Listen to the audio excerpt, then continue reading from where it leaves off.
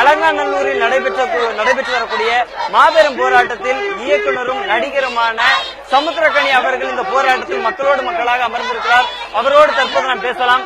Sir வணக்கம். தொடர்ச்சியாக மக்களினுடைய இந்த எழுச்சிமிகு போராட்டத்தை எப்படி பாக்குறீங்க? ரொம்ப மகிழ்ச்சியான ஒரு விஷயம்.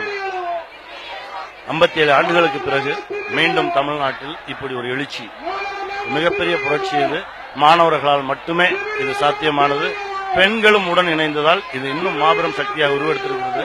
எந்த அரசியல் சாயமும் இல்லாமல் இப்படி ஒரு உணர்ச்சிகரமான ஒரு போராட்டம் நடப்பதை பார்க்கும்போது, அதுவும் அறப்போராட்டம், யாரையும் புண்படுத்துவது எங்கள் நோக்கம் அல்ல, எங்களை யாரும் புண்படுத்தாதீங்க அப்படின்ற மாதிரி ஒரு அறப்போராட்டம்.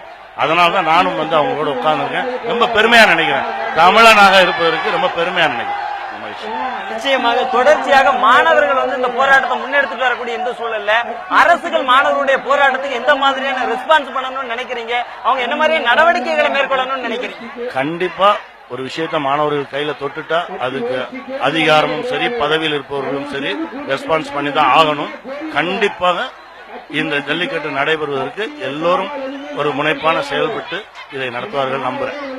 நிச்சயமாக தொடர்ச்சியாக போராட்டத்தில் ஈடுபட்டு வரக்கூடிய இந்த மக்களுக்கு தன்னுடைய ஆதரவை தெரிவிக்கும் விதமாக அலங்காநல்லூரில் போராட்டம் நடக்கக்கூடிய களத்தில் மக்களோடு மக்களாக அமர்ந்து இயக்குனரும் நடிகருமான சமுத்திரக்கனி ஆதரவு தெரிவித்திருக்கிறார். அது மட்டுமல்லாமல் மக்களினுடைய போராட்டம் மிகப்பெரிய வெற்றியை அடையும் என்றும் அவர் கருத்து தெரிவித்திருக்கிறார். நியூஸ் 7 தமிழ் செய்திகளுக்காக ஒளிப்பதிவாளர் சம்பத் முருகனுடன் ஆல்வின்.